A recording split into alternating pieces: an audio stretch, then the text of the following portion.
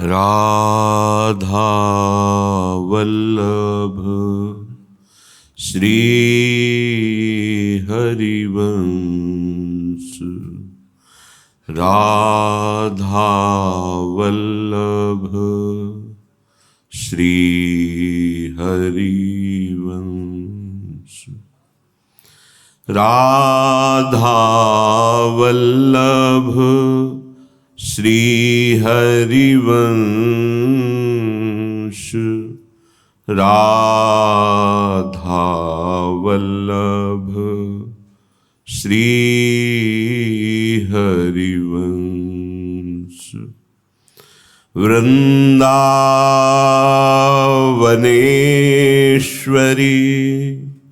तवैव पदारविन्दम् प्रेमामृतैकमकरन्द रसौघपूर्णम्। हृद्यर्पितं मधुपते स्मरतापमुग्रं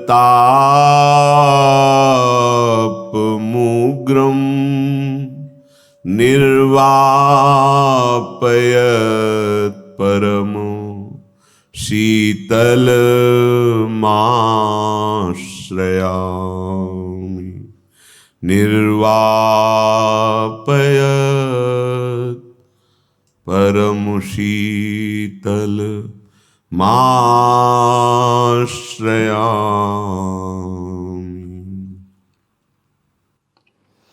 राधा राधा राधा राधा। राधा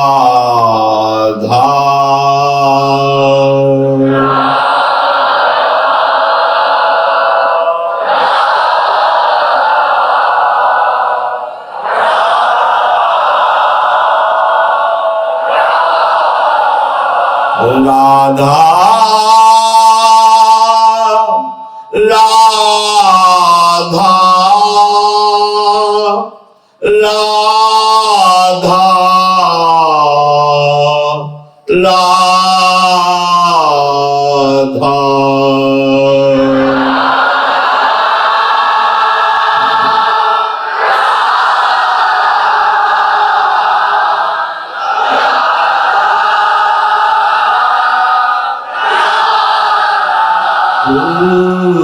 राधा राधा राधा राधा।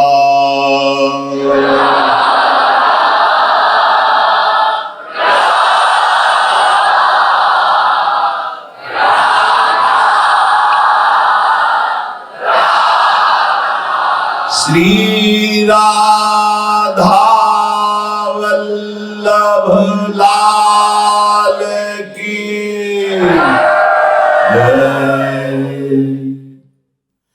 परम सच्चिदानंद घन प्रेमानंद स्वरूप नवनिभृत निकुंज महामहिम परम पावन श्री वृंदावन धाम।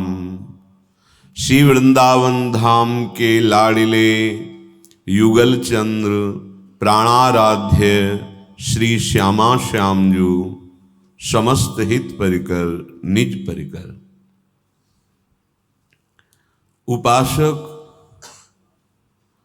उपासना का अर्थ ये समझे कि चित्त में केवल चित्र युगल का, एक एक वृत्ति श्री चरणों से लेकर मोर मुकुट चंद्रिका, बार बार इन्हीं का चिंतन, तब हम उपासना में अग्रसर हो रहे हैं। माया का प्रभाव है कि हम जिस वस्तु, व्यक्ति, पदार्थ, घटना, परिस्थिति, स्थान, प्रिय या अप्रिय, अनुकूलता या प्रतिकूलता, राग या द्वेष के भाव से स्वीकार करते हैं, उसका चित्र चित्त में अंकित हो जाता है और वही चिंतन होता है। और यही मूल बंधन है। किसी वस्तु, व्यक्ति, स्थान, परिस्थिति, घटना, इसी के चिंतन में माया लगाती है। भक्ति इन सब को मिटा करके एकमात्र परम सत्य महासुख स्वरूप आराध्य देव में लगाती है। माया और भक्ति का अंतर, भक्ति का रंग चढ़ेगा तो जिस वस्तु, व्यक्ति, स्थान, घटना, परिस्थिति में हमारा चिंतन जाएगा, वहां सबसे पहले भगवत भाव होगा।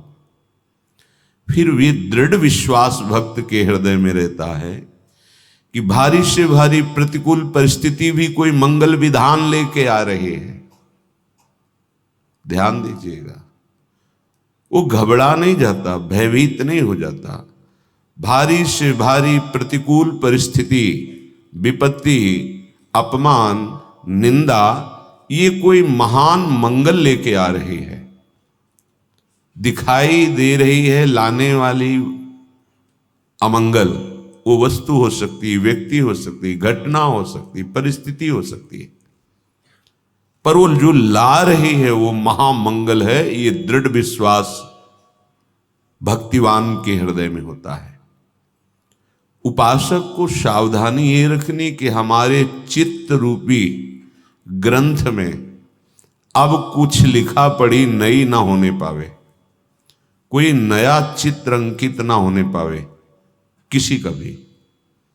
यही उपासना है, चित्त वृत्ति का निरोध कर देना, आराध्य देव में रोक देना, वहीं पंगु कर देना। मुरारी पादार्पित चित्त वृत्ति। हम इसमें बड़े असावधान हैं अपने लोग, क्योंकि जो देखते हैं, बोलते हैं, सुनते हैं, उसी का चित्त चिंतन करता है। पुराना रजिस्टर मिटा नहीं, नया और बनाते चले जा रहे हैं और चाहते हैं शांति, विश्राम, सुख, निर्भयता, निश्चिंतता, अमरत्व, और कार्य कर रहे हैं भय, चिंता, शोक, मृत्यु, दुख। विचार करके देख लीजिए, जिस समय चित्त रूपी ग्रंथ, रजिस्टर पूरा का पूरा कोरा हो जाएगा, उसी समय उसमें लीलांकित हो जाएगी, लीला चिंतन चलने लगेगा। और जहां चिंतन लीला का प्रारंभ हुआ, प्रवेश पा गए। देह भाव मुक्त लीला ही कराती है। थे थे वचन मिथुन मुख निसरत, सुनि सुनि देह दशा किन भूलो। देह दशा, विदेह स्थिति, ये लीला ही कराती है। ऐसी रसमयी, आकर्षणमयी है कि स्थूल सूक्ष्म कारण तीनों का विस्मरण हो जाता है। वो अपने स्वरूप से लीला बिहारी के नित्य लीला पात्र बनकर सानिध्य का प्रतिपल अपार सुख लेता है। इसलिए डरो। महापुरुषों ने कहा है, संपूर्ण संसार में विष फैला हुआ है। काल रूपी सर्प ने संपूर्ण संसार को डस लिया, सब में विष फैला हुआ है। तो संपूर्ण प्रपंच की जो वंचना करने वाला है, इसका त्याग कर। देखो, भोगी पुरुष कभी नहीं जान सकता कि वैराग्य में क्या अमृत सुख है, और वैरागी भी अनुराग में क्या महाअमृत सुख है उसका अनुभव नहीं कर पाता। ये वृंदावन अनुराग का देश है, पर बिना वैराग्य के अनुराग की यात्रा नहीं होती। हम वैराग्य से सीधे देह भाव को प्राप्त हैं तो बाहरी कपड़ा लत्ता पे आ जाते हैं, ये उतार दें, ये पहन लें, ऐसा कर दें। खास बात इसकी नहीं है, ये भी थोड़ा सहयोगी है, थोड़ा। यदि विवेकवान हो तो नहीं पूजवाने लगोगे, प्रणाम नमस्कार स्वीकार करने लगोगे तो पहले से भी बुरी स्थिति आ जाएगी। बहुत सावधानी का मार्ग है, क्योंकि विपक्ष बहुत जोरदार है। मम माया दुरत्यया, भगवान की ही शक्ति है, ये खेल है। करुणा निधान नाट्य मंच पर तुम्हें स्वांग दिया है, विपक्ष बड़ा जोरदार है। जो उपासक इस बात को विवेक के द्वारा समझ लेता है कि कुछ भी ऐसा नहीं जिसमें विष न मिला हो, जितने भी विषय भोग हैं उनमें विष मिला हुआ है, आसक्ति।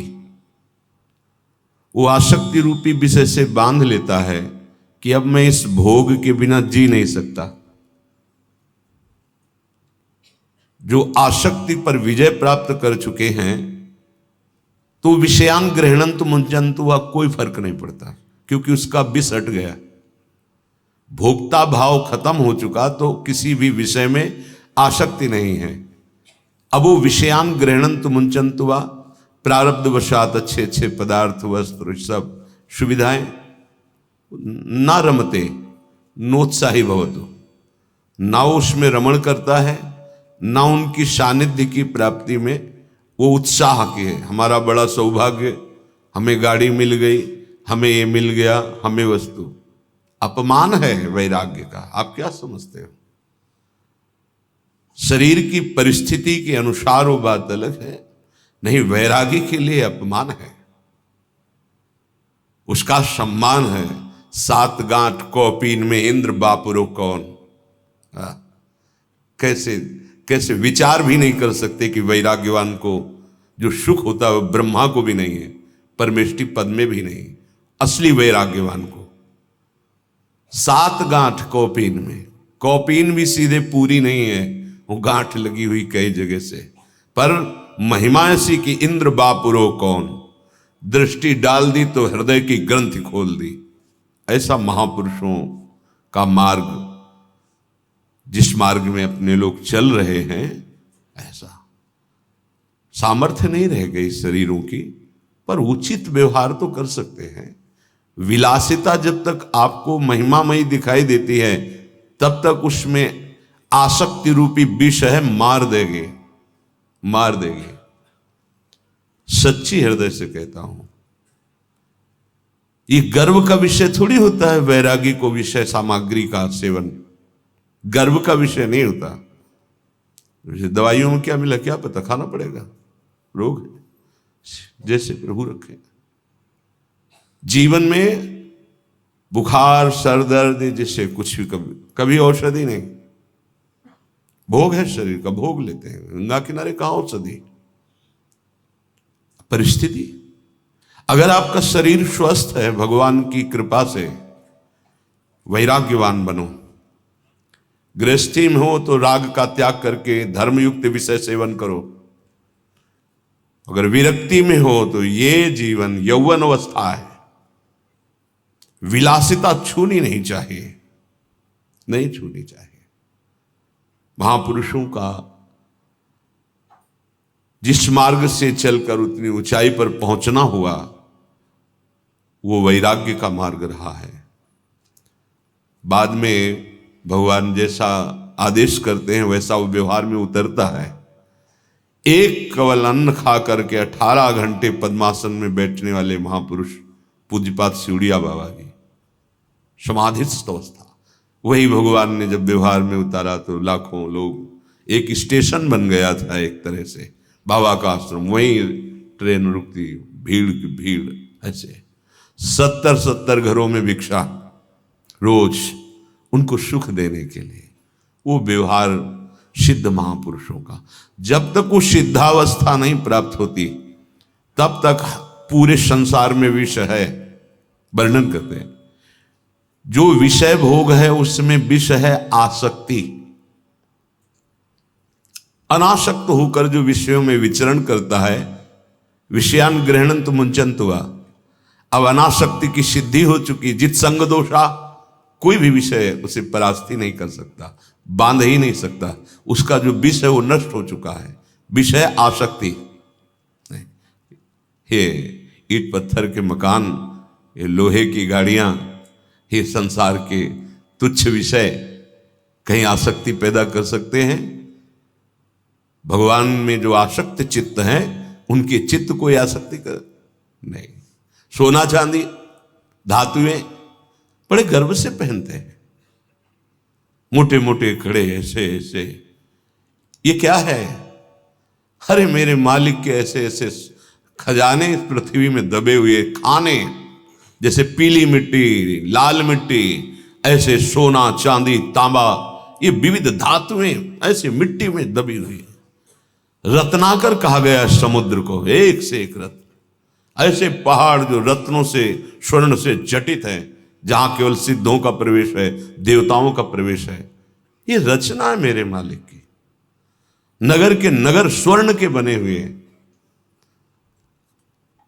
अपने भगवत मार्ग में चल के कोई 10-20 ग्राम सोना पहनना या कुछ चांदी या कुछ, ये गर्व का विषय है। ही वैरागी के गर्व का विषय है। 7 गांठ को पीन में इंद्र बापरो कौन, घूरे में से बीन चिनगटा रक्षा की जय सीतिन, ऐसे बसिए ब्रज बितिन। अगर हमारे हृदय में भगवत प्राप्ति की सुदृढ़ लालसा है तो इन विषयों से बचिए। ये विष है। नहीं खान पान ते भावे है, नहीं कोमल वसन सुहावे है, सब विषय लगे ते खारा है, क्योंकि हरि आशिक का मग न्यारा है। भगवान से प्यार करने वाले महापुरुषों का मार्ग अलग है, समझना होगा, अलग है। शरीर की परिस्थिति, विवशता, ये आसक्त नहीं कर सकती विषयों में, क्योंकि उस आसक्ति और शरीर के अपनेपन का त्याग करके ही कोई उस भूमिका पर पहुंचता है जिसे जीवन मुक्त अवस्था कहते हैं।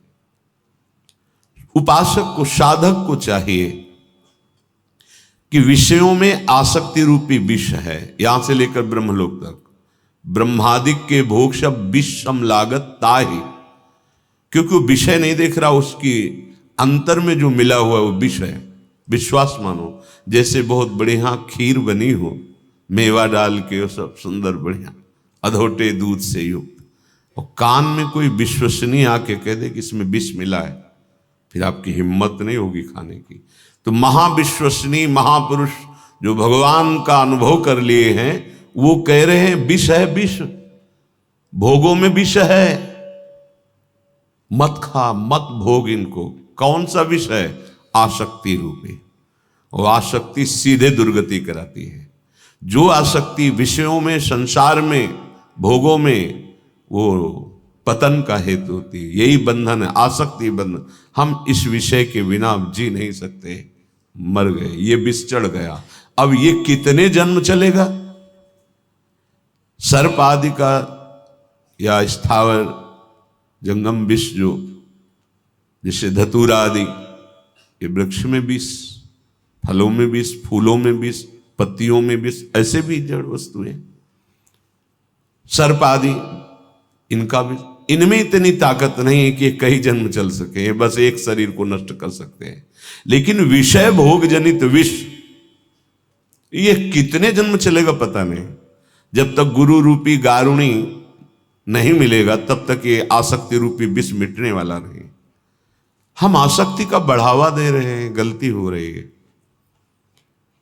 हम गर्व करते हैं जब हमको कोई संसारिक कीमती वस्तु मिलती है। क्या हो तुम? प्रश्न करना चाहिए अपने हृदय से कि हम हैं क्या? बोले वैरागी। कर क्या रहे हो? राग, आसक्ति। कैसे तुम्हारे हृदय में उसका महत्व जागृत हुआ? नहीं, उचित वस्त्र, उचित भोजन, रात दिन सेवा भजन पाठ चिंतन। देखो, हरि और गुरु का वात्सल्य में स्वभाव होता है। जैसे मां चाहती है हमारा बच्चा अच्छा खाए पिए, अच्छा पहने, अच्छा है, लेकिन गुरु चाहता है अच्छा भजन करे, वैराग्यवान रहे। पर आपकी अगर प्रसन्नता दिखाई देती है कि हमें ऐसा, लो देखो, जो इच्छा करी हो मन माही, हरि प्रसाद कछ दुर्लभ नहीं। लेकिन हरि दुर्लभ हो जाएंगे फिर आपके लिए।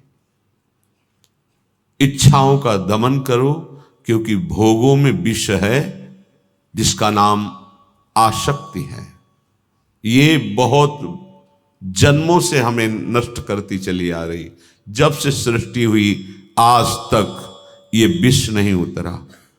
सदगुरु की प्राप्ति हुई मंत्र से, नाम से, वाणी से, सेवा से, वो हमें झाड़ रहे हैं, आसक्ति से अनासक्ति में पहुंचा रहे हैं। आप सहयोग कीजिए। लो, ये वस्तु आप पहन लीजिए, खा लीजिए, लो लो, ये हाँ, आपकी आज्ञा शिरोधार है प्रभु। हमारा आपके प्रसाद से काम चल रहा है, चल रहा है। कभी ऐसा हुआ तो श्री चरणों में निवेदन कर देंगे, चल रहा है। जानते हो, बुरा थोड़ी लगेगा। अरे नहीं नहीं, ले ली, नहीं नहीं नहीं, वो चल रहा है। जब आप चले जाएंगे सामने से, तब हृदय आशीर्वाद देगा। लगो, बड़ी कृपा है, राग रहित बनो, आगे बनो। हमारी प्रार्थना को समझा जाए।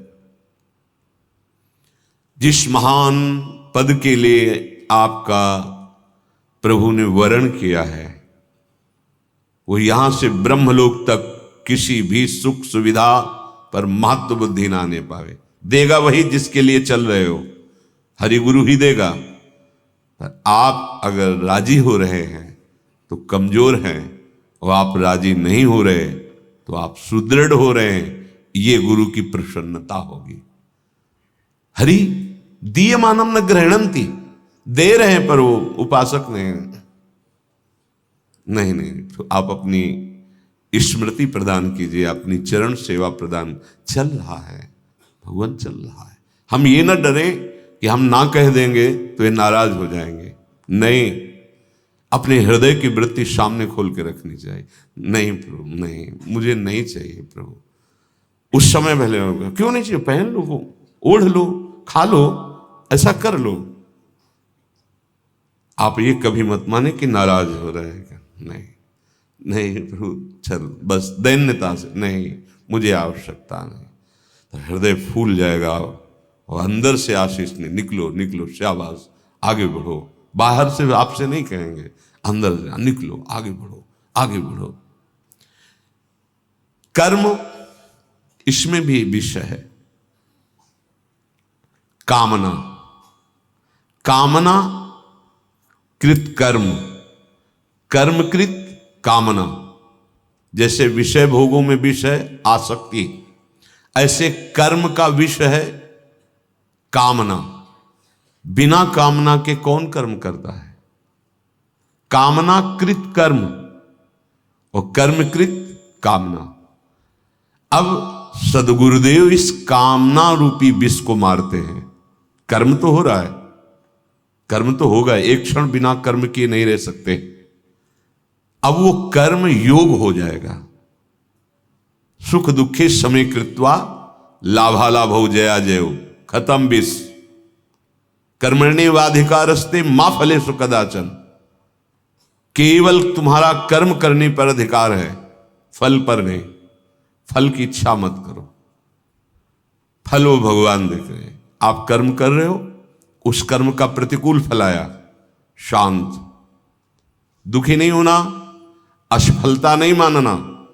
वो कर्म भगवत प्रसन्नता के लिए कर रहे हो, तो ये प्रतिकूलता उसका फल नहीं हुई।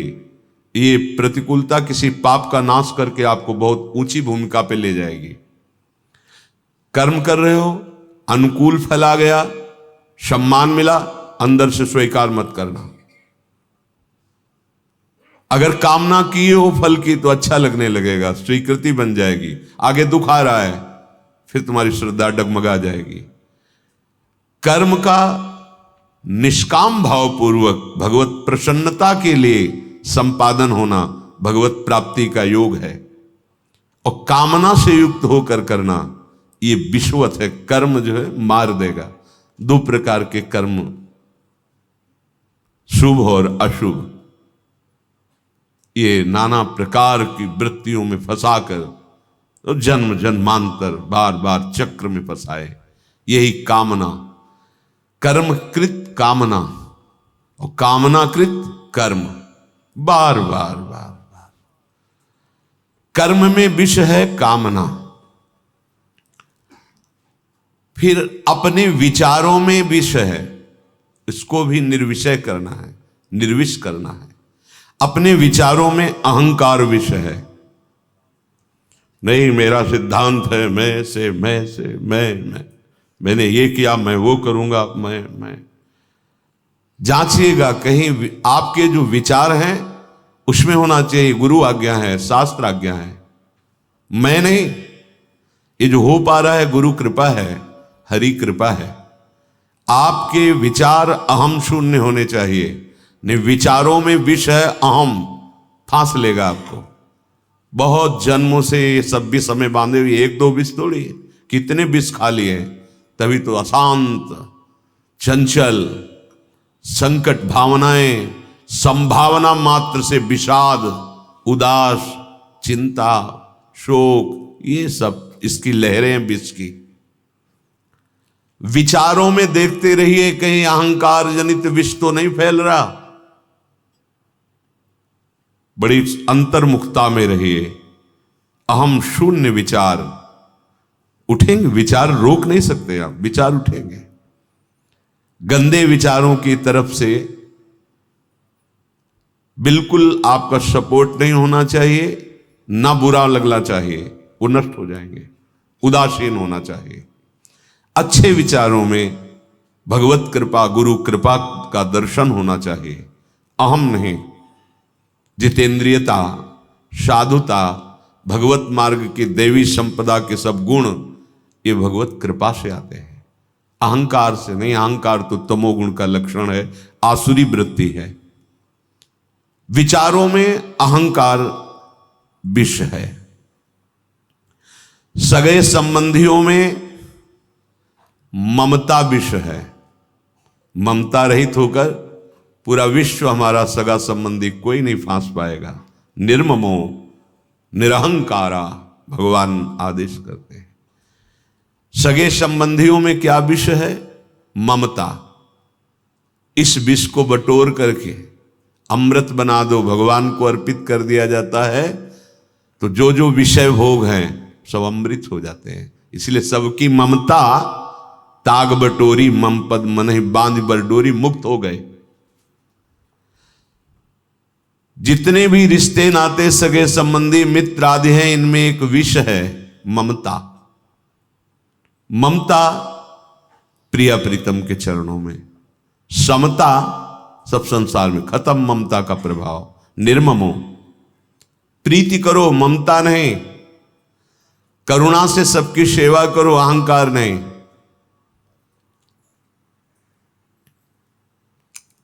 ममतामयी जो बुद्धि है ये विषवत है, फंसाती चली जाएगी।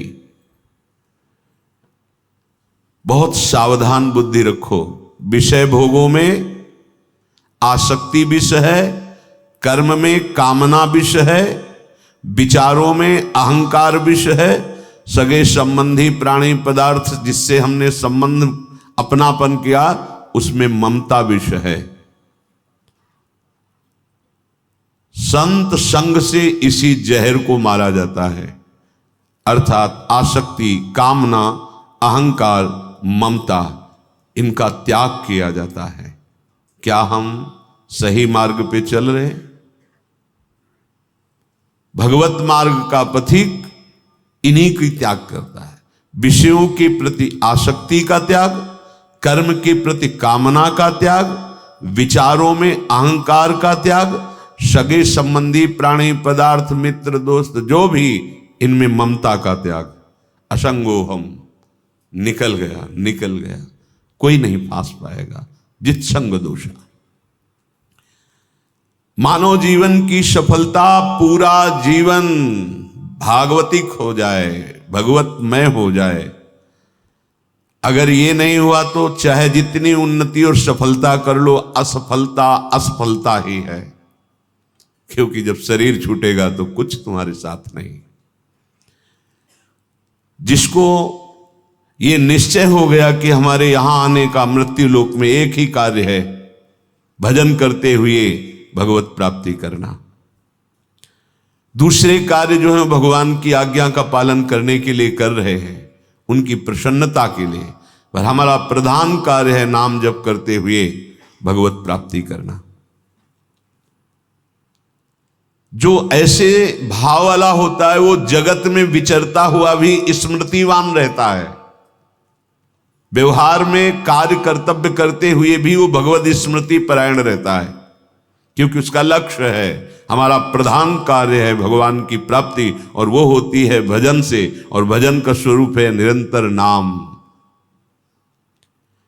जहां तुम्हारे हृदय में दृढ़ निश्चय हुआ भगवत प्राप्ति का कि तत्परता आ जाएगी, तत्परता आते ही इंद्रियों पर विजय प्राप्त कर लोगे। इंद्रियों पर विजय प्राप्त करते हुए वो विशुद्ध श्रद्धा प्रकट होगी जिससे ज्ञान हो जाता है, बोध हो जाता है, या भगवत साक्षात्कार होता है। वो श्रद्धा आ जाएगी। मनुष्य जीवन का सबसे उत्तम कार्य है भजन। ये अपने हृदय में बैठा लीजिए। याद रखो, लक्ष्य का भूल जाना ही मृत्यु है। यहां तो लक्ष्य ही नहीं बना, संसार ही लक्ष्य बना हुआ है। बड़ा उपहास का विषय होता है जब कोई वैरागी भगवत मार्ग का पथिक हर्षित होता है विषयों में और विषयी पुरुषों के अपनेपन में। हमारे अमुक अपने हैं,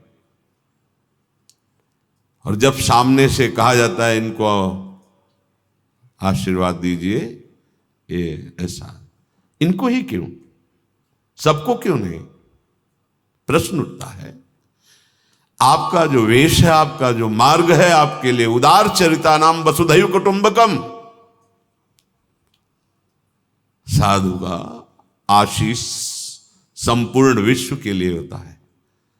सर्वे भवन्तु सुखिना, एक को क्यों कहा? फंस गए, विष चढ़ गया, ममता कर ली। ममता रूपी विष किसी भी प्राणी पदार्थ, सगे संबंधी, कहीं भी ममता रूपी विष फंस गए। समता नहीं आ पाएगी। समता नहीं आई तो वेश का परिणाम, उद्देश्य का परिणाम क्या हुआ? बहुत सावधान। लक्ष्य की विस्मृति ही मृत्यु है, और लक्ष्य का स्मरण ही यह अमरत्व है। सब कुछ भूल जाओ पर प्रभु को ना भूलो, जीत जाओगे। सब कुछ याद है, प्रभु को भूल गए, यही बहुत बड़ी पराजित करने वाली वृत्ति है। पराजय हो गई। प्रभु के नाम का निरंतर जप जहां तक बन सके, मन के कूड़े करकट को निकालने के लिए बहुत समर्थ है ये नाम। जहां तक बन सके अधिक से अधिक नाम जपने के लिए भरते जाओ अपने मन में नाम को। खाली होता जाएगा विषय प्रपंच। प्रार्थना कर रहा हूं, तुम्हारा जीवन बीतता जा रहा है, काल नजदीक है। तुम्हें पता नहीं है कि तुम्हारी अब कितनी श्वासें बची हैं। भजन को कल के लिए मत टालो। काल करे सो आज कर, आज करे सो अब। पल में परले होगी, बहुर करोगे कब? पता नहीं कौन सी श्वास आखिरी श्वास हो। इसलिए भजन में प्रमाद नहीं। हम बहुत बातें करते हैं, सुनते भी बहुत हैं, पढ़ते भी बहुत हैं, बुद्धि में भी समझ में आ गया है, पर वो दूसरों को समझा रहे हैं। खुद अंदर से ये बात समझ में नहीं आई कि निरंतर भजन करना हमारे जीवन का लक्ष्य है। जो स्वयं अपने जीवन को देख नहीं रहा है, निरीक्षण नहीं कर रहा, और शास्त्रों का ज्ञान है केवल दूसरे के सुनाने के लिए, तो जैसा भोगी पुरुष की गति ऐसी उसकी गति, कोई अंतर नहीं पड़ने वाला। इस त्रुटि को दूर करो। महापुरुष किसी का पक्ष नहीं लेते, निष्पक्ष होकर बोलते हैं। जहां तक प्रभु से कुछ भी अलग तुम्हें सुख देने वाला है, तब तक अज्ञान है अज्ञान, चाहे जितना ज्ञान बोल लो। प्रभु से अलग कुछ भी सुखद लग रहा है यहां से लेकर ब्रह्मलोक तक, अज्ञान ही अज्ञान। आ ब्रह्म स्तंभ पर्यंतम सर्वम मायामयम जगत सत्यम सत्यम पुनः सत्यम हरिर्नामयु केवलम। नाम चल रहा है तो सत्य में स्थित हो। नाम छूटा क्यों? कुछ वस्तु सुखद लगी, कोई भोग सुखद लगा, कोई पद सुखद लगा, कोई पदार्थ, कोई धन संपत्ति, मान प्रणाम नमस्कार, कुछ सुखद लगा तो नाम छूट जाएगा। पकड़ लो बात। प्रभु से अलग कुछ भी सुखद लगा, नाम छुड़वा देगा। माया बहुत प्रबल है। प्रभु से अलग कुछ भी सुखद लग रहा है तो अज्ञान ही है अज्ञान। जितना अधिक चिंतन करोगे प्रभु का, उतना ही ये दोष मिट जाएगा। बड़े से बड़ी पदवी, बड़े से बड़ा भोग, बड़ी से बड़ी वस्तु तुम्हें हर्षित नहीं कर पाएगी। जब हर्ष नहीं तो फिर शोक नहीं। भगवान कह रहे यो न हृष्यति न द्वेष्टि न सोचति न कांक्षति शुभाशुभ परित्यागी भक्तिमान यह स मे प्रिय।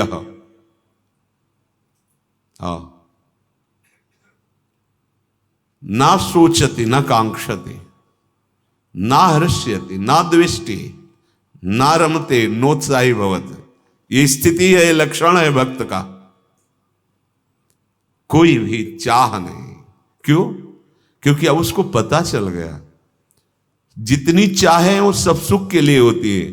और हमें तो सुख समुद्र मिल गए, जो आनंद सिंधु सुख राशि सीकर तय त्रैलोक सुपासी।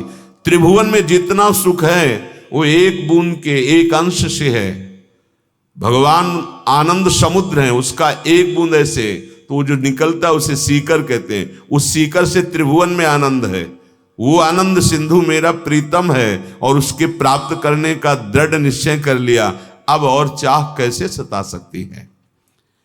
यो न हृष्यति, उसके हृदय में बड़े से बड़ा सुख संपत्ति। सही बात समझो। ये सोना चांदी रुपया पैसा क्यों प्रिय है?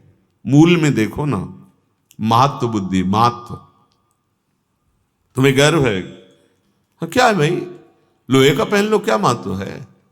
क्या है उसमें? यही विष है, यही विष है। ये विष निकल जाए तो सम लोष्टास्म कांचना, माटी का डेला और स्वर्ण की थपिया बराबर उसकी राह। क्योंकि माया रची थी तो है ना। सच्चिदानंद है क्या? सच्चिदानंद का उपासक अगर इसमें राजी हो रहा है, बड़ा मजाक का विषय है, विनोद का विषय है।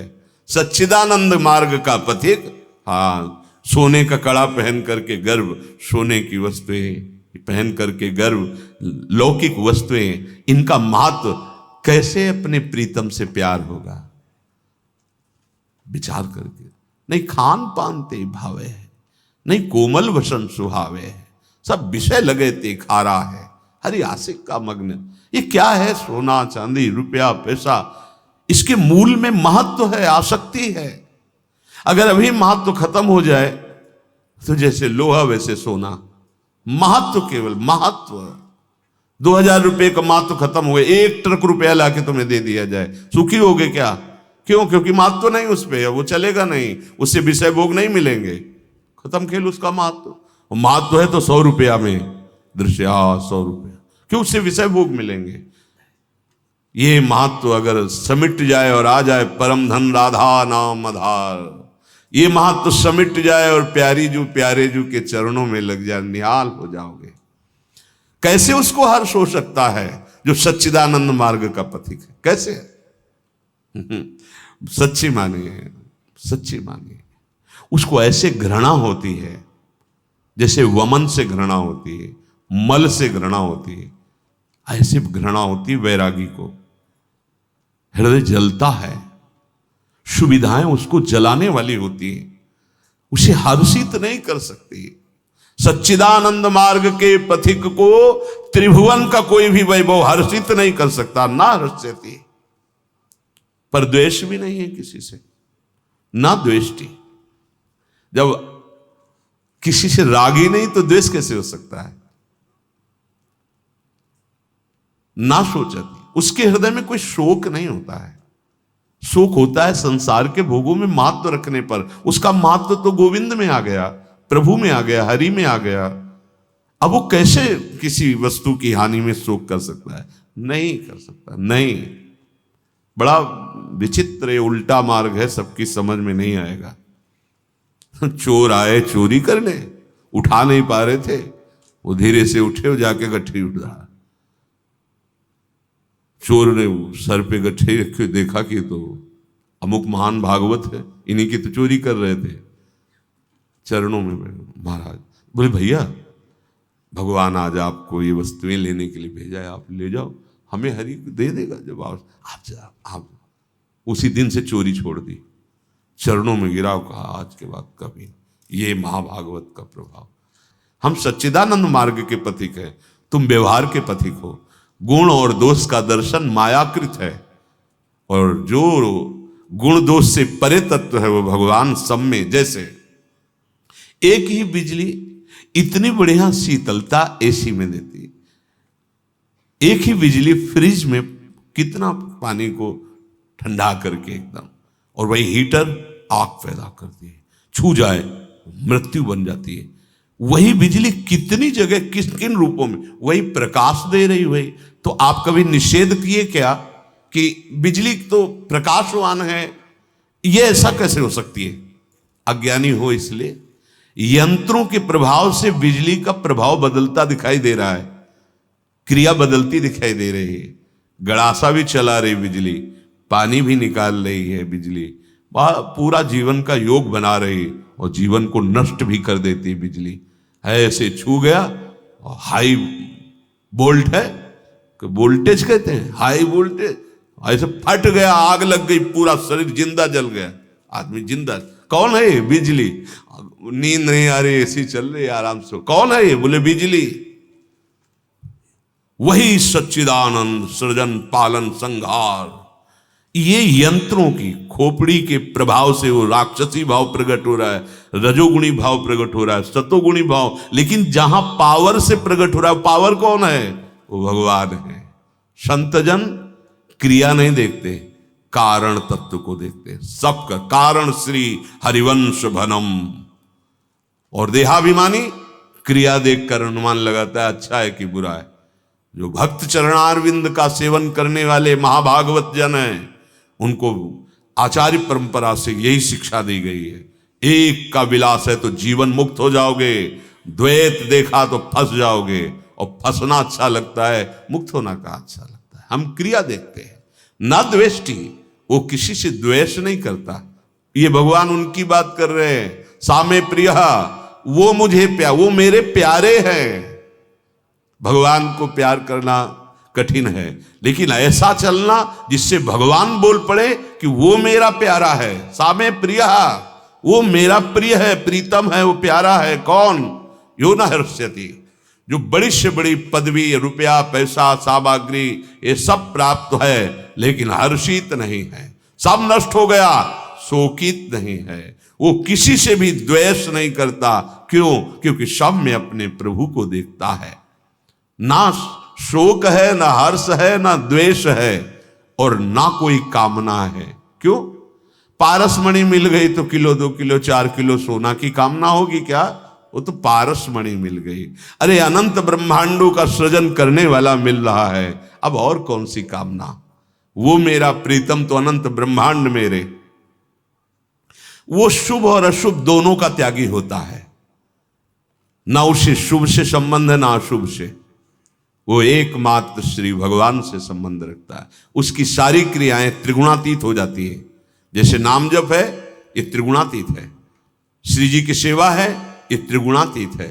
वाणी लीला गायन, ये त्रिगुणातीत है। सुनते रहो, ये त्रिगुणातीत कर देगा।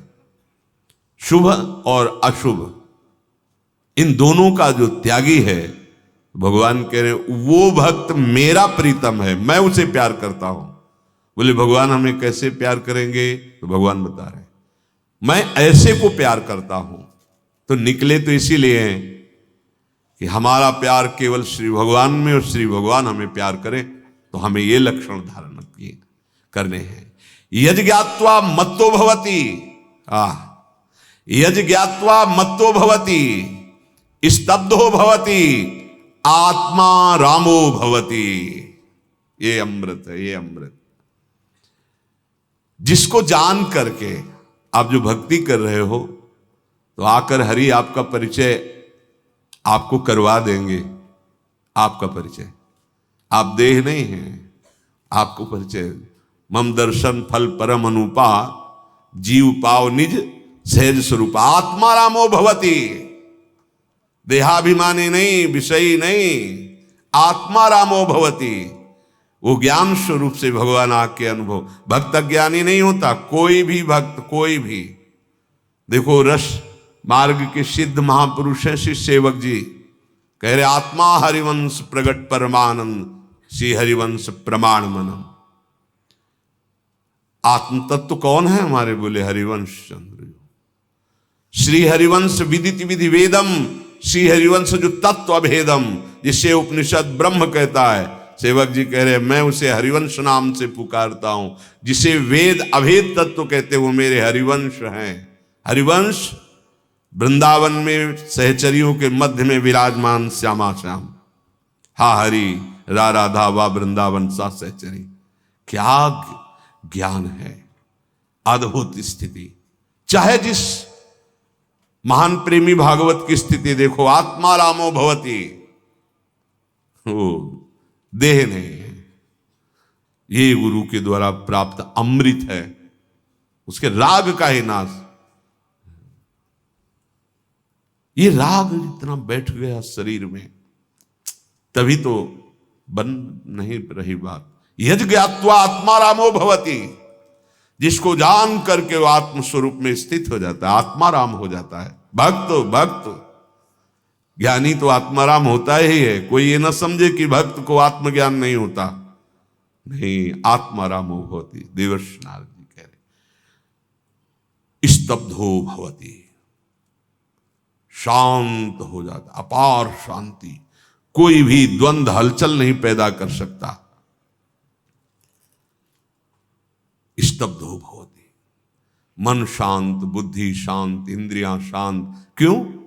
क्योंकि जो चाहिए था, जन्म जन्मांतर से खोज रहे थे, वो मिल गया। जैसे केवट के हृदय से निकला प्रभु से ही अब कछु नाथ न चाहे।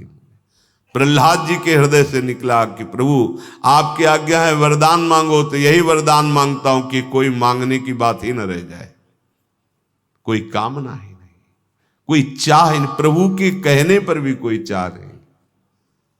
स्तब्धो भवति, ऐसा वो शांत हो जाता है कि कोई कामना, कोई चाह, कोई द्वंद्व उसके हृदय में नहीं होता। मत्तो भवति, ये अब जो मस्ती आई, यहां लोक में मस्ती क्या? आसुरी प्रवृत्ति को मस्ती कहते हो। मदिरा पान कर लिया, गंदे गंदे नशे कर लिए और आप सोचते हो मस्त हो रहे हैं। नहीं, दुर्गति का आप रास्ता खोल रहे हो। मत्तो भवति, यज ज्ञात्वा मत्तो भवति। अब आई मस्ती, प्रीतम मिल गए। अब जो ये मस्ती दिन रात बढ़ती चली जाती, उतरती नहीं है। बाहरी बातों का होश ही नहीं रहता, ऐसी मस्ती। पूज्य श्री राधा बाबा किसी कार्य हेतु छत पे चढ़े। गर्मी के दिन थे, छत की बहुत गर्म छत थी, ऊपर से ताप पड़ रहा और कहीं आसपास के किसी मकान में राधा नाम कीर्तन हो रहा था, बस कान में राधा नाम पड़ा, खड़े हो गए, घंटों बस उसी मुद्रा।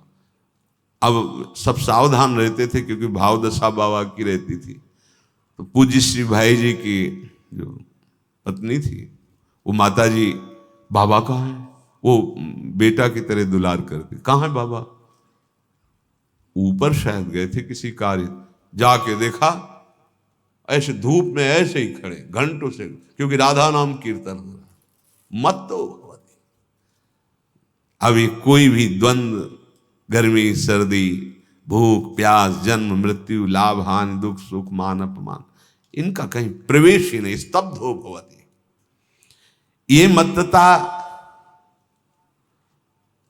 जो निरंतर भगवान की स्मरण वृत्ति में रहता है, भक्ति का स्वरूप ये भगवान की लीला कथा सुनना, लीला कथा गायन करना, नाम जप करना, मंत्र चिंतन करना। शृण्वन् सुभद्राणि रथांग पाणेर जन्मानि कर्माणि चयानि लोके गीतानि नामानि तदर्थकानि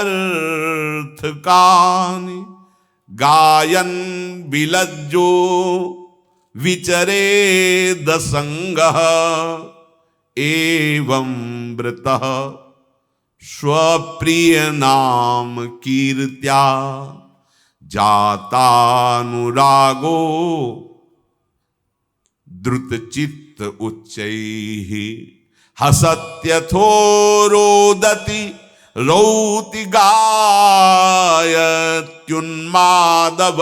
नृत्यति लोक बाह्या। ये मस्ती अपने आराध्य देव प्रभु के लोक प्रसिद्ध गुणों का, लीला कथा का श्रवण का नशा है। चर्चा सुने बिना रहने, बावरों सो रस में फिरे खोजत ने। कहां विशुद्ध भगवत चर्चा होती है? भागा घूम रहा है। बावरों सो रस में फिरे खोजत ने की बात, जहां जहां पी की बात सुने खोजत तिन गैनन। वो मार्ग ढूंढ रहा है, वहां कहां पहुंचाओ मुझे प्रभु जहां आपकी चर्चा हो रही, विशुद्ध चर्चा हो रही। शृण्वन् सुभद्राणि रथांग पाणि, भगवान चक्रपाणि श्री हरि श्री कृष्ण की चर्चा सुनने का नशा, मस्ती आ जाएगी। मस्ती जिसे मस्ती कहते हैं, क्योंकि ये चर्चा जब अंदर जाती है तो सारी चर्चाओं को शांत कर देती है। इस समय क्या चल रहा है आपके हृदय में? ये चर्चा ही इतनी समर्थ है भगवान की कि सब प्रपंच का शमन कर देती है। जो बड़ी बड़ी साधनाओं से शमन नहीं होता, वो भगवत कथा सुनने मात्र से शमन होने लगता है।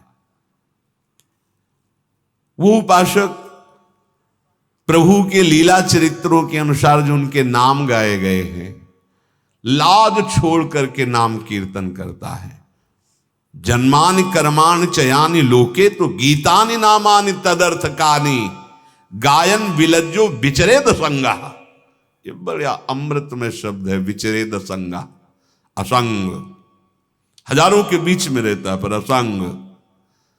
नाम कीर्तन बहुत अमृत है। जितने आप जोर से नाम कीर्तन करेंगे, लज्जा त्याग करके, विलज्जो गायन विलज्जो, लाज त्याग करके, इसमें नाम कीर्तन में संकोच मत कीजिएगा।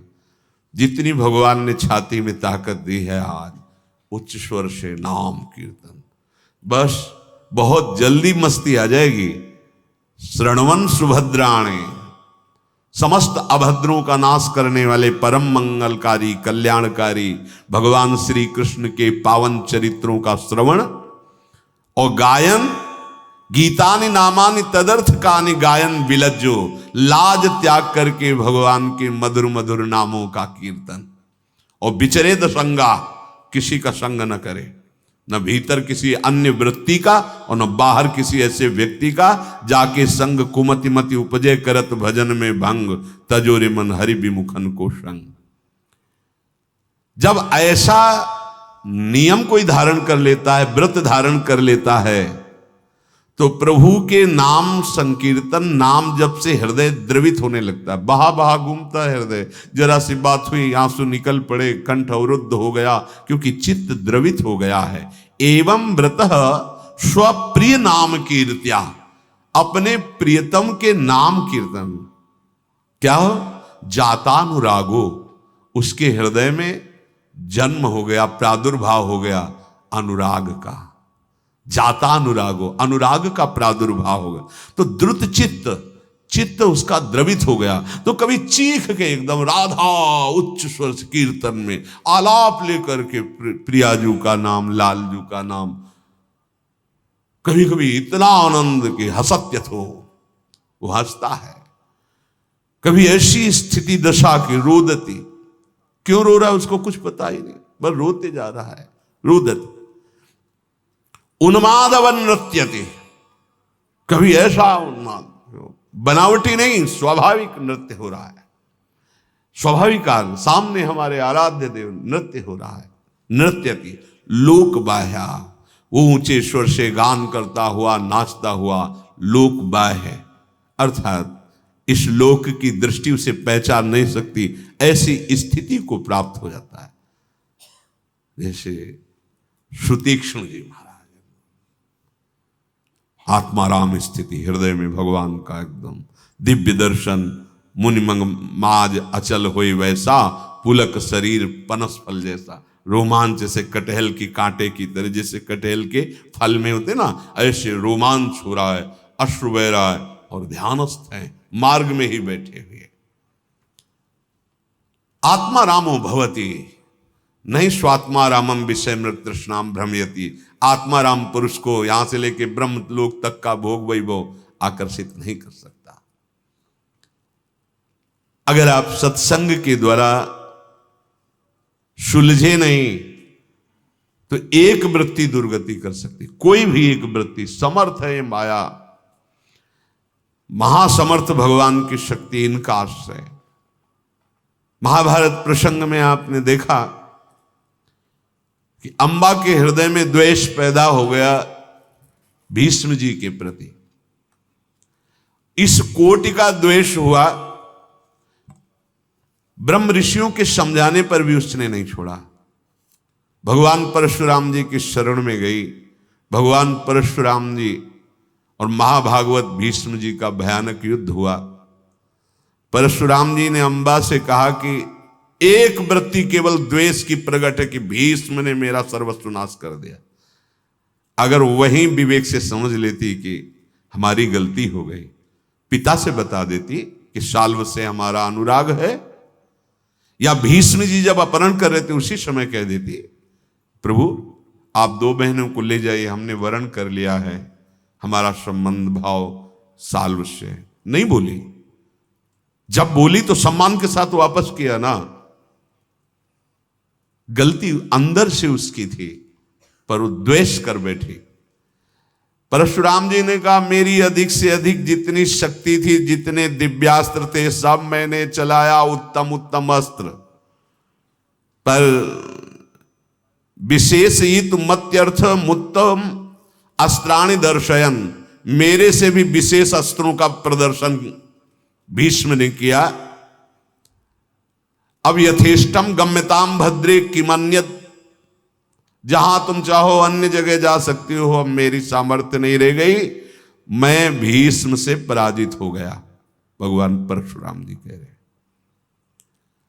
एक उपाय है, भीष्म में प्रपद्यस्व न तेन्या विद्यते गति। तेरी अब गति केवल भीष्म है, उनकी शरण में चली जाओ और जो आदेश करें वैसे जीवन व्यतीत कर, तेरी परम गति हो जाएगी। नहीं मानी। निर्जितो ह्रस्म भीष्मेण महास्त्राणि प्रमुंचता, कोई ऐसा त्रिभुवन में नहीं है कि अब भीष्म को जीत सके, क्योंकि भीष्म ने मुझ पर विजय प्राप्त कर ली। इसलिए ऐसा उपाय एकमात्र बता रहा हूं जो तुम्हारा मंगल करेगा। द्वेष छोड़ो और भीष्म की शरण में चली जाओ, और वो जो आदेश करें वैसे जीवन व्यतीत करो। परशुराम जी जो ही ऐसा बोले, अंबा ने कहा, हां मैं समझती हूं कि भीष्म बहुत बलवान है, देवता भी नहीं जीत सकते, पर अभी मैं जीवित हूं, नहीं मानूंगी बात, और इसका नाश करके रहूंगी। यह है द्वेष। आपने युद्ध में पराजय स्वीकार कर लिया, लेकिन मैंने नहीं। तपोधन, अब मैं वहां जाऊंगी, वही करूंगी जिससे मैं स्वयं भीष्म को मारूं, अब किसी और का सहारा नहीं। रोष में भरी अंबा दृढ़ निश्चय करके कि अब मैं तपस्या के द्वारा शरीर को नष्ट करूंगी और ऐसा शरीर धारण करूंगी जिससे भीष्म का नाश हो सके। परशुराम जी तो अपने महेंद्राचल में आ गए तपस्या करने। भीष्म जी के मारने का दृढ़ निश्चय करके कठोर तपस्या करने लगी, तीर्थों में, अलग अलग तीर्थों में भ्रमण करके। कभी यमुना के पावन तट पर, कभी ऋषियों के आश्रम में मानवीय शक्ति से परे साधना करने लगी। भोजन छोड़ दिया, बस जल पे, केश में जटाएं धारण कर ली, शरीर को धोना बंद कर दिया। ये साबुन रजोगुण पैदा करता है। अगर वैरागी मार्ग में हो तो साबुन की जरूरत कहाँ भाई। ये हम आपको उपदेश नहीं करें पूरे जीवन। गंगा जी को कहाँ साबुन, और नहीं जरूरत क्या है साबुन। ये सुंदरता जो त्वगेंद्री की है अपने आप हो जाएगी। आप परम सुंदर भगवान का चिंतन कीजिए, ऐसा आकर्षण होगा। मुख प्रसन्न तन तेज विराजा। ये ऊपर से ये सब देहाभिमान को पुष्ट करने वाली वृत्ति की जरूरत नहीं है। शरीर हमारा रज से अभिषिक्त है, वो साबुन की जरूरत है। ऐसे ही स्नान कर लो। किसको दिखाना चाहते? अरे असलियत में रहो तो वैराग्य हो जाएगा शरीर से। अपने अभिमान को पुष्ट कर रहे हो। कुछ लोग है साधु दर्शन को आते हैं तो गाल में वो लाली वाली लगा के आते हैं। नहीं भाई, असलियत जानो अपनी। शीशा सामने रखो और असलियत देखो कि इस शरीर में क्या है। कल क्या था, आज क्या होगा और कल आगे क्या बनेगा। इसका राग करके दुर्गति क्यों? बुढ़ापा आ गया, नए दांत लगवा लिए, आंख बनवा ली, ही कर ली, कितने दिन टिकोगे? मरना नहीं है क्या? मरना तो है यार। तो राधा राधा राधा इसका राग छोड़ो, ऐसे स्वरूप को प्राप्त करो जैसे भगवत पार्षद स्वरूप। वैकुंठाधिपति भगवान नारायण का भजन तो हरि स्वरूप होकर धाम में, भगवान श्रियाराम का भजन, अद्भुत दास दिव्य रूप तनु धारण करके साकेतपुर, भगवान शिव का भजन, कैलाशपति का दिव्य पार्षद होकर समीप रहना, ब्रजा धीराज नंदना जो लाडली लाल, अद्भुत ब्रजधाम, और केवल प्रियाजू की ठसक और लालजू का दुलार। तो आओ नौ निवृत्त निकुंज वृंदावन। कैसे सुंदर रूप मिलेंगे आपको जहां काल का स्पर्श भी नहीं। ऊपर से चिकनाहट लगाने से कितने दिन। ये बहुत सावधान। उसने अपना शरीर का मल धोना छोड़ दिया। 6 महीने के लिए सब कुछ छोड़ दिया, केवल वायु पी के, मतलब केवल श्वास आ जा रही बस। इतनी बड़ी तपस्या। भाव क्या है? द्वेष ने मार दिया। एक द्वेष ने देखो सर्वनाश। इतनी भारी तपस्या कर रही है। इसके बाद फिर 1 वर्ष तक यमुना जल से बाहर ही नहीं निकली, यहीं तक खड़ी, जल के भीतर खड़ी रहकर 1 वर्ष तक। 1 वर्ष खड़ी है जल में। क्या तप है। लेकिन लाभ नहीं मिला। लाभ हरि प्रसन्नता के लिए करती तो भगवत साक्षात्कार। द्वेष, मैं इतनी महाबलशाली बनूं कि भीष्म को स्वयं मार सकूं। द्वेष अंदर से जलती हुई तपस्या। द्वेष एक पैर के अंगूठे के अग्रभाग पर ऐसे दाहिने पैर के खड़े होकर के ऊपर हाथ उठाकर मंत्र जाप।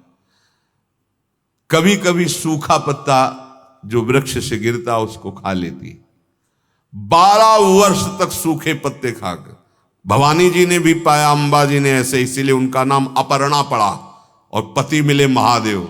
और इस अंबा ने क्या किया, द्वेष को इतना पुष्ट कर लिया कि इतनी भारी तपस्या। हमें तो जब इसका स्वाध्याय किया तो लालच लगा कि अरे भाई थोड़ा समझ जाती, द्वेष छोड़ देती, परम पद मिल जाता, भगवान मिल जाते। ऐसी कठोर तपस्या। गंगा जी में खड़े होकर के प्रकट होना पड़ा गंगा जी को। गंगा जी प्रकट हुई, दर्शन दिया और कहा, बेटी तू इतना कठोर तप क्यों कर रही है, क्या चाहती बोल। हाथ जोड़ा, अम्मा ने प्रणाम किया और कहा, माता गंगे आप जगत को पावन करने वाली हैं, मुझे वरदान दीजिए मैं इतनी बलवान बनूं कि भीष्म को स्वयं ललकार करके मार सकूं। गंगा जी माता है भीष्म की, कोई भी दूसरा ऐसा नहीं मैं त्रिभुवन में देख रही जो भीष्म का वध कर सके, इसलिए मैं स्वयं करूंगी। आप मुझे वरदान दीजिए, मैं भीष्म को मारने के लिए जो भी होगा वो सब करूंगी। ये द्वेष में देखो, द्वेष में सर्वनाश कर लिया। आप वरदान नहीं देंगी तो और तीर्थों का आश्रय लूंगी, और कठोर तपस्या करूंगी, मैं ऐसा व्रत करूंगी, ऐसा तप करूंगी कि भीष्म को मार सकूं। सागर गामिनी परम पावन पापनाशिनी भगवती गंगा जी ने कहा, कुटिला तू मेरे से वरदान चाहती कि मैं अपने पुत्र की वध वृत्ति का तुझे वरदान प्रदान करूं? तेरा मनोरथ कभी मेरे से ऐसा पूर्ण नहीं हो सकता, कभी नहीं पूर्ण होगा। भीष्म के विनाश के लिए चाहे जो भी तप और व्रत कर ले, मैं वरदान देने वाली नहीं, और मैं तेरे से अब नाराज हो गई। इतनी भारी तपस्या और भीष्म वध, तो तेरा शरीर पात होगा और तेरा शरीर एक नदी बनेगा, और केवल बरसात में ही वो होगा, कोई उसमें अर्घ आदि देवार्चन लायक तू नहीं रहेगी, टेढ़ी मेढ़ी बहेगी। अंबा ने कहा, माता गंगे मैं प्रणाम करती हूं, कुछ भी कर लो आप भी, भीष्म को मार के रहूंगी। गजब का द्वेष। गंगा जी मुस्कुराई और अंतर ध्यान हो गई। व्यर्थ चला गया भजन, व्यर्थ साधना गई।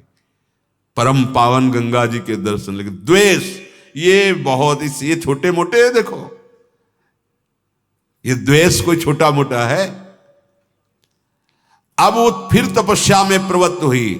8 महीने में जल पीना, 8 महीने जल नहीं। एक दिन निर्जला रहते हो कैसा लगता है? 8 महीने जल नहीं, 8 महीने बाद थोड़ा जल लिया, फिर 8 महीने नहीं। शरीर छूटा। गंगा जी के कथनानुसार उसका शरीर अंबा नाम की नदी बनी। वहां कोई तीर्थ कृत्य अर्थात जिससे मंगल हो ऐसा उस नदी में नहीं, और टेढ़ी मेढ़ी होकर बहने वाली, केवल वर्षात में उफान, अन्य समय सूख जाने वाली। अंबा की तपस्या बहुत बड़ी हुई थी, तो वत्स देश में उसका दोबारा जन्म हुआ, शरीर से नदी बन गई। परम कठोर तपस्या। वत्स देश में वो कन्या के रूप में ही प्रकट हुई,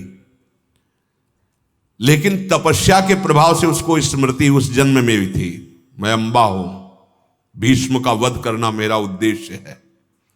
जन्म से ही फिर कठोर तप, कन्या के रूप में ही। महातपस्वी ऋषियों ने पूछा कि तू इतना कठोर तप क्यों कर रही? जब वत्स देश की कन्या बनी तब महर्षियों से कहा, मुझे भीष्म ने ठुकराया, मैं अपने पति से ठुकराई गई, जिसको पति माना। तपोधन, मैं ऐसी तपस्या करूंगी इस जन्म में कि भीष्म को स्वयं मार सको, तब मेरे हृदय को शांति मिलेगी। भारी तपस्या में फिर ये द्वेष देखो कैसा कैसा द्वेष। एक दोष। मुझे स्त्री शरीर से अब विरक्ति हो रही, मुझे पुरुष शरीर मिले, मैं पुरुष होकर ललकारूं भीष्म को और उनको मारूं। मैं अब तपस्या करूंगी पुरुष शरीर प्राप्ति और भीष्म वध की। आप लोग कृपा करके जाएं, मुझे रोक नहीं सकते। और उसने कठोर तप करके शूलपाणी भगवान शंकर का ध्यान किया। भगवान शंकर प्रकट हो गए। गजब का द्वेष। भगवान शंकर साक्षात प्रकट हुए और कहा, तपस्विनी वरदान मांग, क्या चाहती है? उन्होंने कहा, भीष्म का वध मैं स्वयं करूं और मुझे पुरुषत्व प्राप्त हो, मैं पुरुष बनूं। महादेव जी ने कहा, अवश्य ऐसा ही हो, तू भीष्म के वध का कारण बने। बहुत प्रसन्न हुई। कोई आज मुझे, और भगवान शिव के वचन त्रिकाल में मिथ्या नहीं हो सकते। तो कहा, देव मैं तो स्त्री हूं, युद्ध कैसे कर सकती हूं भीष्म से? भूतनाथ महादेव, मैं स्त्री रूप होने के कारण निस्तेज हूं, भीष्म के सामने खड़ी भी नहीं हो सकती, फिर उसे मारूंगी कैसे? भगवान वृषभध्वज देवाधिदेव ने कहा कि तुम युद्ध करोगी, भीष्म को मारोगी और पुरुष भी बनोगी। मेरी बात कभी झूठी नहीं होती। महादेव जी ने कहा, मेरी बात पर विश्वास कर, तू रण क्षेत्र में इतनी महाबली पुरुष होगी कि भीष्म को अवश्य मार सकेगी। समय आने पर तुझे पुरुषत्व प्राप्त हो जाएगा। इस शरीर में नहीं, अब तेरा अगला जन्म होगा। तू महाराज द्रुपद के कुल में उत्पन्न होगी कन्या रूप में, तो मेरे वरदान से समय पर तू पुरुष बन जाएगी। समस्त अस्त्र कला में चलाने में निपुण होगी, विचित्र युद्ध करने वाली होगी। मैंने जो कहा निश्चिंत हो जा। तू पहले कन्या रूप में द्रुपद के यहां, फिर पुरुषत्व को प्राप्त हो जाएगी। जटाजूटधारी वृषभध्वज भगवान महादेव जी ऐसा कह करके अंतर्धान हो गए। अंबा का हृदय शीतल हुआ। महर्षियों के देखते देखते उस जो और ऋषि थे उनसे कहा, रुको, अब इस शरीर को नहीं रखूंगी, जल्दी से द्रुपद के यहां पैदा होंगी। और आप सब इस बात के साक्षी हैं कि महादेव जी ने कहा है, लकड़ी लगाई, द्वेष के कारण आग में बैठकर भीष्म का ध्यान किया, दुश्मनी के भाव से शरीर छोड़ दिया। वो गजब का द्वेष, इतने में तो कितने लोगों को परम पद पहुंचा सकती थी।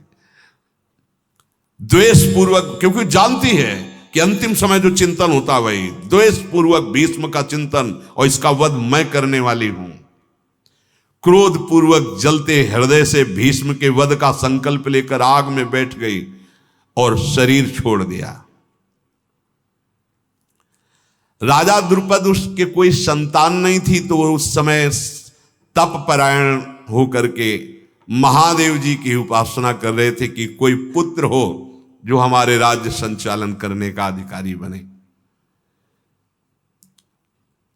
अब घोर तपस्या की, महादेव जी मुझे संतान दें, इस भाव से महादेव जी प्रकट हुए। आशुतोष से बहुत जल्दी कृपा कर देते हैं, आशुतोष शीघ्र प्रसन्न होने वाले। कहा, राजन क्या चाहते हो? उनका, भगवान मुझे पुत्र चाहिए राज्यभार संभालने के लिए। उनका होगा, पर पहले कन्या और बाद में पुत्र। और अंतर्ध्यान हो गए। इतना कह के अंतर्ध्यान हो गए। राजा द्रुपद अपनी बात कह भी नहीं पाए। अब भगवान शिव ने कहा, पहले कन्या और फिर पुत्र। द्रुपद आए और अपनी पत्नी को बोले कि देवी, आराधना से महादेव जी प्रसन्न हुए और प्रसन्न होकर कहा कि पहले कन्या प्रकट होगी और वही पुत्र रूप में हो जाएगी आगे चलकर। तो भगवान शिव का ये वचन परम सत्य होगा, तो मुझे संतोष कर लेना चाहिए, और जो कन्या होगी उसको पुत्र ही घोषित करना है, क्योंकि आगे चल के पुत्र हो जाएगा। ऐसा श्रृंगार, ऐसे जिस शिव सभा में पता चले पुत्र ही है। कुछ समय बाद रानी गर्भवती हुई और उनकी बहुत सुंदर कन्या तेजस्विनी, क्योंकि तप से संपूर्ण अंबा ही है ये, घोषणा करवा दी नगर में कि मेरे पुत्र हुआ है, और किसी भी धाय को सेवा में नहीं, केवल द्रुपद रहे स्वयं, धाय सब दूर से। उनको भी पता है पुत्र, केवल दो को ही पता है, महारानी और महाराज द्रुपद को। सारी सेवा स्वयं द्रुपद करते, राजकाज मंत्रियों को दे करके पुत्र जैसे संस्कार कराए। अब द्रुपद की रानी पूर्ण ऐसी सावधानी रखती कि कोई जान न पावे कि ये लड़की है। सारे नगर में हर्ष उल्लास हुआ, महाराज के राजकुमार प्रकट हुआ। महादेव जी के वचनों पर दृढ़ विश्वास था, इसीलिए ये घोषणा करवा दी कि पुत्र हुआ है, क्योंकि आगे चलकर पुत्र हो ही जाएगा। उसका नाम शिखंडी रखा गया ब्राह्मणों ने विचार करके, और द्रुपद ने द्रोणाचार्य जी को राजी करके धनुर्विद्या की शिक्षा, शिखंडी को शिष्य बनाया द्रोणाचार्य का समस्त धनुर्विद्या के लिए। पूरा राजकुमार का श्रृंगार किया जाता। अब रोज वो पूछते कि पुरुष बना द्रुपद? बोले नहीं। धीरे धीरे किशोर अवस्था से तो ये कब बनेगी पुरुष? अब यौवन अवस्था की तरफ पदार्पण करे, अंग प्रत्यंग स्त्री शरीर के प्रकाशित होंगे, फिर मेरा क्या होगा? पूरा उपहास होगा राजनगर में। तो अब तक महादेव जी ने इसे पुरुष क्यों नहीं बनाया? वो आप छुपा नहीं सकते क्योंकि अवस्था बढ़ रही है, पर भगवान शिव के वचन मिथ्या नहीं हो सकते हैं। तीनों लोकों की सृष्टि करने वाले भगवान शिव झूठे कैसे? धैर्य रखते। धीरे धीरे यौवन अवस्था आई। अब किसी तरह अंगों को ढक करके राजकुमार वेश में उनका श्रृंगार होता, सभा में आते। धीरे धीरे विवाह के प्रस्ताव आने लगे, क्योंकि राजकुमार। पत्नी से कहा अब क्या करें? दशान राज बहुत बड़े बलवान राजा थे, उन्होंने प्रस्ताव भेजा द्रुपद। वो महाबली थे, द्रुपद का ना कह सकते नहीं। वो हाँ कहते हैं तो नौ युवती हमारी पुत्री है, उनकी पुत्री से ब्याह, अब बताओ क्या करें? पर भगवान शिव ने कहा है, इसलिए उन्होंने प्रस्ताव स्वीकार कर लिया ब्याह का। दशारण देश के हिरण्यवर्मा शिखंडी को पसंद कर लिया, बहुत सुंदर तेजस्वी, और अपनी कन्या देने का संकल्प कर लिया। शिखंडिनी, वैसे शिखंडिनी वो 9 युवती स्त्री, और 9 युवती से विवाह बड़ी सावधानी से अंगों को ढक करके विवाह किया गया। फिर वो पत्नी लेकर के अपने नगर को आए। जब उस राजकुमारी जिसके साथ ब्याह हुआ, उसने देखा है तो 9 युवती है, पुरुष है ही नहीं, ये तो हमारे साथ धोखा हुआ ब्याह होने के बाद। तो उसने अपनी धाय को बुलवाया मायके से और कहा कि ये पुरुष नहीं है, ये स्त्री है, और इसके साथ विवाह किया गया कपट पूर्वक। धाय ने जाकर के दशारण देश के महाबली राजा हिरण्यवर्मा को पूरी सूचना दी, महाराज आपके साथ धोखा किया गया।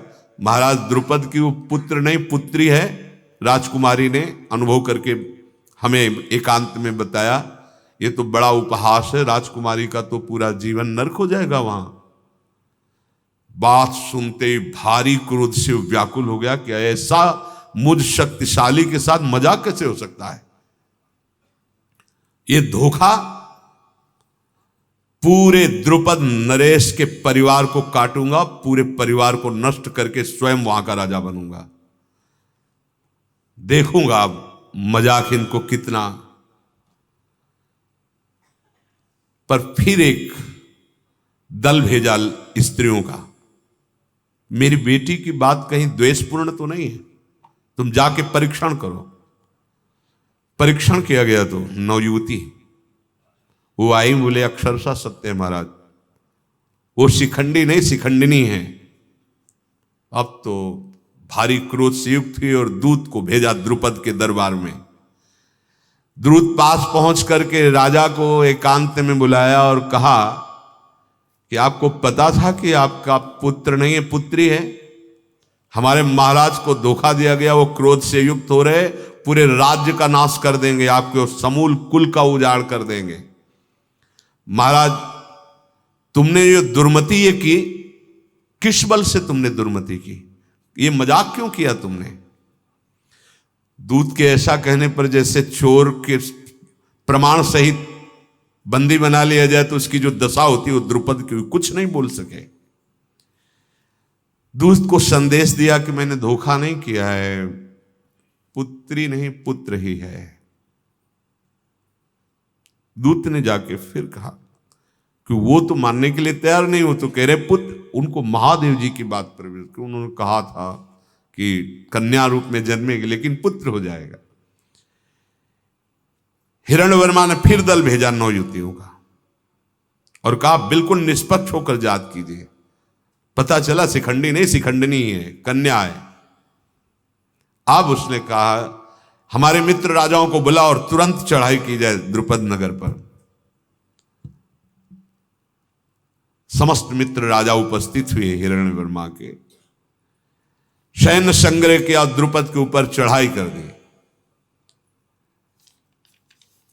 जब नगर के समीप पहुंचे तब फिर एक दूत भेजा, या तो बाहर निकल आओ, पहले युद्ध कर लो, अगर हम नगर में घुसे तो सबको मारते हुए आएंगे। अब राजा रानी के समीप एकांत में गए और रोने लगे। अब क्या करूं, कौन सा उपाय? कुछ उपाय नहीं है। कई बार हमारे इसको चेक किया गया, जब ये लड़की ही है तो अब क्या कर सकता हूं। उनकी पत्नी ने कहा विश्वास करो, महादेव जी ने कहा था पुत्र। आप विश्वास क्या, नगर के समीप आ गए हैं सैन्य बल लेकर के। अब तो सर्वनाश की उपस्थिति हुई। मेरा मन भयभीत हो रहा है, क्या करूं, मेरा जीवन संशय में पड़ गया। ये लड़की है, मैं भी जानता हूं, तुम भी जानती हो, बड़ा उपहास। अब क्या, ये भारी संकट उपस्थित। पत्नी ने कहा महादेव जी के वचनों पर विश्वास करो, आप इतना क्यों घबरा रहे हैं। महादेव जी ने कहा था पहले कन्या होगी फिर पुरुष बन जाएगा। द्रुपद ने कहा कब, जब सबके गले उतर जाएंगे। पूरे राज सैनिक सहित आ गए। कैसे युद्ध टाला जा सके, कोई उपाय नहीं दिखाई दे रहा था। महादेव जी के चिंतन में एकदम द्रुपद डूबे कि प्रभु अब संभालो आप, अब हमारे पास कोई उपाय नहीं जिससे मैं अपने को बचा सकूं। बहुत शोक मगन हो गए। और ये बात छुप के शिखंडिनी ने सुनी कि इतना भारी संकट केवल मेरे लिए, मैं मर जाऊं तो सब बात ठीक हो जाएगी। चुपचाप पीछे राजमहल के गुप्त मार्ग से निकलकर घोर जंगल में प्राण त्यागने के लिए चली। मैं जीवन का अंत कर दूंगी तो युद्ध नहीं होगा। घर छोड़कर निर्जन गहन वन में चली तो उस वन में एक बहुत विशाल महल था, खाली पड़ा था। स्थूणा कर्ण नाम का महान यक्ष उसमें रहता है, कुबेर का प्रधान सेवकों में है। उस नगर में कोई जा ही नहीं सकता था, जो उसका वो महल एकांतिक क्षेत्र था। वो कोई देख नहीं पाए, यक्ष जो रक्षाम थे गए और देखा कोई नहीं है। बस वही भोजन जल सब त्याग करके प्राण त्यागने का निश्चय करके बैठ गए। पूर्व जन्म की स्मृति उसको भगवान महादेव जी की कृपा से कि मैं अंबा थी, मेरा लक्ष्य भीष्म का वध करना।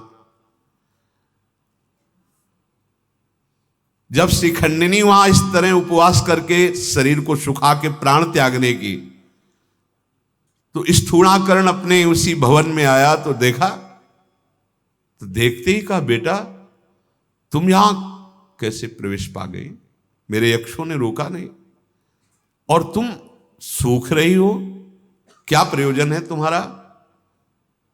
बस जैसे अपने बेटे से दुलार करते, मैं ऐसे पूछ रहा हूं, तुम मुझे बता दो। तो रोते हुए कहा असंभव है मेरी बात क्या मैं तुम्हें बताऊं, तुम मेरा मनोरथ पूर्ण नहीं कर सकते हो।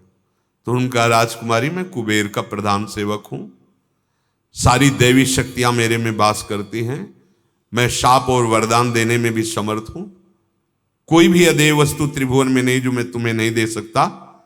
पता नहीं क्यों मेरे हृदय में तुम्हारे प्रति वात्सल्य आ रहा है, जैसे अपना बच्चा। तुम कठोर व्रत मत करो, बोलो क्या चाहते हो। पूरी बात अपनी बता दी। शिखंडिनी की बात सुनकर यक्ष बड़ा ही करुणा में हो गया। उसने कहा, अच्छा वो युद्ध के लिए उपस्थित हो चुके, तो ठीक है, ये सब सामर्थ्य मेरे में है, तेरा स्त्रीत्व मैं ले लेता हूं, मेरा पुरुषत्व तू ले, जितनी सिद्धियां जितना बल मेरा बल है तेरे में आ जाएगा, बस तू जाकर के उनको चेक करवा दे कि तू पुरुष है, युद्ध टल जाएगा, फिर तू लौटा और अपना स्त्रीत्व ले ले, पुरुषत्व दे दे। उनका बिल्कुल बिल्कुल ऐसा ही करूंगी, अक्षरशः। उनका मैं सिद्ध संकल्प हूं, जो सोचूंगा वही तत्काल हो जाएगा, सर्वत्र विचरण करने की सामर्थ्य है मेरी, तू मेरी कृपा से सुरक्षित है, अब चिंता मत कर। संकल्प किया, तत्काल नवयुवती वो बन गए। संकल्प किया, पूरा यक्ष पावर सहित वहां पुरुषत्व आ गया शिखंडी में। पुरुषत्व लौटाने आ जाना, धोखा मत देना। नहीं हो जी, यहां घूंघट काढ़े कब तक बैठा हो, महाराज का आदेश आ जाएगा और मुझे सेवा में कुबेर की जाना पड़ेगा। आ जाना, बस हम केवल इतने समय के लिए दिया है। उनका विश्वास करो, आप जैसा हितैषी कौन होगा। जीव ही ये बात मैं साबित कर पाया मैं पुरुष हूं, बस तुरंत मैं वापस आकर के अपना स्त्रीत्व ले लूंगा। बातचीत करके पुरुष बन करके दौड़ लगाई, क्योंकि अब यक्ष सामर्थ्य थी, क्षण में महल में पहुंच गया। और वहां जाकर के जो बिल्कुल शोक में डूबे हुए थे द्रुपद, उनसे कहा, महाराज पुरुषत्व मुझे प्राप्त हो गया है। मां ने देखा, निहाल कर दिया, रक्षा कर दी, तत्काल दूत भेजा और कहा कि तुम्हें हर बार धोखा दिया गया है, इस बार तुम स्वयं आकर के चेक करो, परीक्षण कर लो, मेरा पुत्र है पुत्री नहीं। अब तो पूरा का पूरा महल आनंद से झूम पड़ा। जीव ये सूचना गई तो दशारण राज वहां आकर के कुछ उत्तम ब्राह्मण, कुछ उत्तम नवयुवतियां जो परीक्षण में बहुत ही प्रवीण थी, बुलाया गया। अब चाल, दृष्टि, बल सब यक्ष का है ना, देखते ही लगा ऐसा तो कहीं स्त्री थोड़ी हो सकती है। सभा में परीक्षण, ऐसे घेर लिया युवतियों ने, महाराज ये तो महाबली पुरुष है। दशारण ने अपनी पुत्री को बुलाया, बोला ऐसा मजाक क्यों किया। उन नौ युवतियों को बुलाया कि ऐसा मजाक क्यों किया। बोले महाराज अब कुछ मैं कह नहीं सकती, पर थी ये स्त्री। तो द्रुपद ने कहा कि कैसे हो सकती है आप, ये कोई घंटा दो घंटा बदलने वाली चीज है क्या। मैंने ऐलान किया था मेरा पुत्र है, देखो ना आप पुत्र है। और दशारणराज से कहा अगर वीरता देखना चाहे तो, क्योंकि उन्होंने बता दिया था पूरा यक्ष का पावर हमारे अंदर है, तो आप युद्ध कर लो मेरे पुत्र से। तो झुक करके प्रणाम किया और कहा क्षमा कीजिए,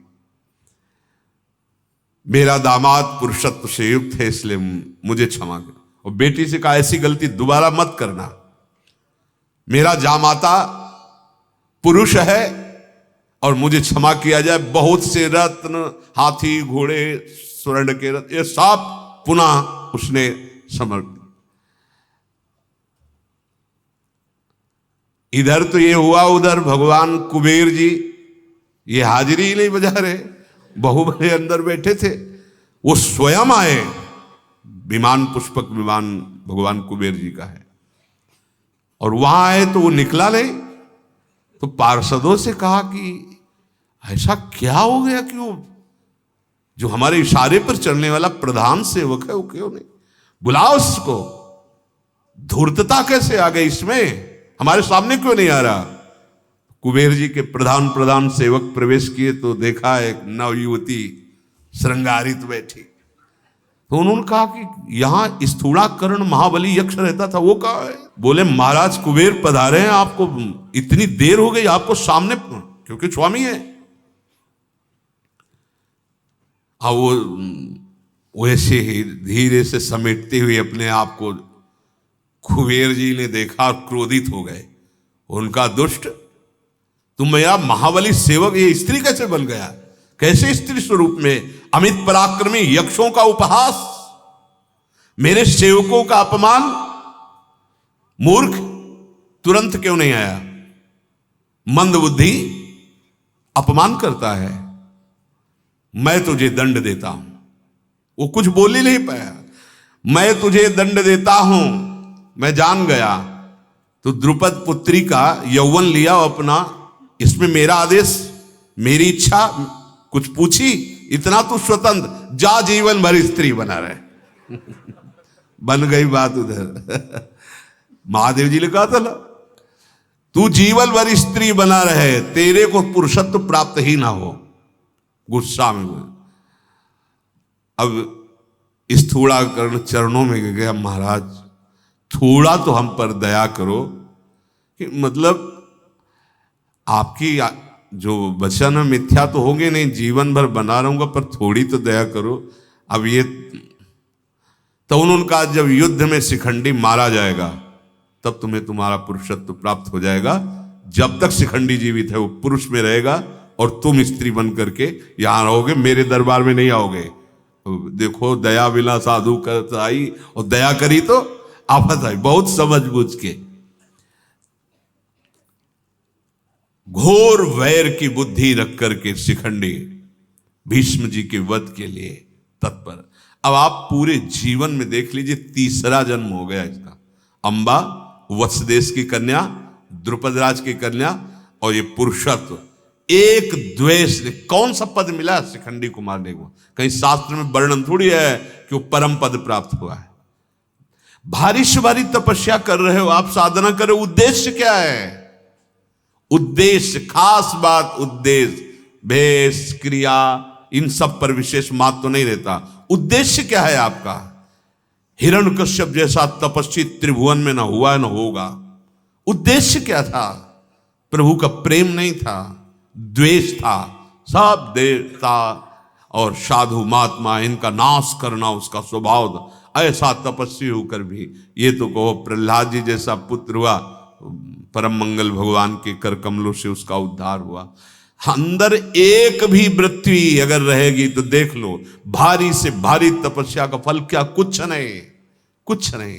एक महाभागवत से द्वेष कर बैठी, और अब वो शिखंडी रूप से हर समय अवसर खोजती भीष्म जी के वध का। शेष चर्चा आगे। श्री राधा वल्लभ लाल।